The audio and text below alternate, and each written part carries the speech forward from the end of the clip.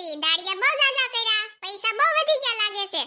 દાડિયા પાછા બહુ હારા કર્યા, ખફુરિયા જેવા. આ હું તારો કપાહ વીણી દેહે, જોને નકરા વાતુના વડાસ કરે છે. મારો ટાંગોય પૈસા વધ્યા નથી. તારા બાપને કૂતરા ઢળે જડબાઈના પેટની. બાજરાની સીઝન આવી ગઈ છે, બાજરો ની વાવવો પડે કપાહ કાઢી. અંબાલાલ આગાહી ઉપર આગાહી કરે. ઓલા પરબધામ વાળા બાપુ છે એમ કે અનાજ હાસવી રાખજો. હવે આમાં વાયવા વગર હાસવવું કેમ અનાજ?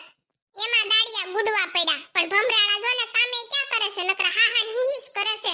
તો એલી મણવડીએ બોલાવાય, આને દાડિયે ન બોલાવાય. હાંસ થાય ને તો તારો કપા ઊંધો વાળી દે. એ ઓકાના પેટની મે મણવડીએ કીધું તું, પણ આ ભીમાના બાપા નો માયના. ઈ જોને દાડિયા કરી આવ્યા. મણવડીએ હોય ને તો ગોળીની જેમ જાતા હોય ને.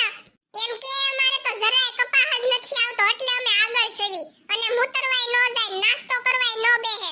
કેટલી વાર તો હાથ કરવો પડે કે હાલો પેટનો ખાડો પૂરવા. તો કોઈ હવળે નહીં ને કપા મૂકે નહીં હસોડા.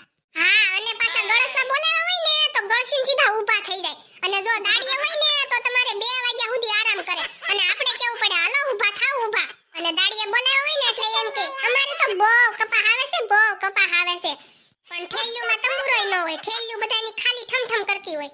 હાચી વાત છે, જો ને બધાને ખરખો કપા આવતો છે, એક કે આગળે નહીં પાછળે નહીં, એક ખરખા લાઈનમાં ઊભા છે. ખાલી એક જ ગોળી કાફી છે. એક ગોળી મારી હોય ને તો હાથે હાથ વિંધાઈ જાય એમ છે. અને આગળી 10 નહીં વાગે ને કે સા માંગવા મળશે, સા લાવો સા. ત્યાં પાછા 1 કલાક નાસ્તામાં કાઢી નાખશે. આમાં હું તારો કપા વિનાઈ રે. એ ઢોકળી બેન 10 વાગી ગયા છે, હવે સા લેતા આવો, સા અમારો કેપ વયો જાય છે.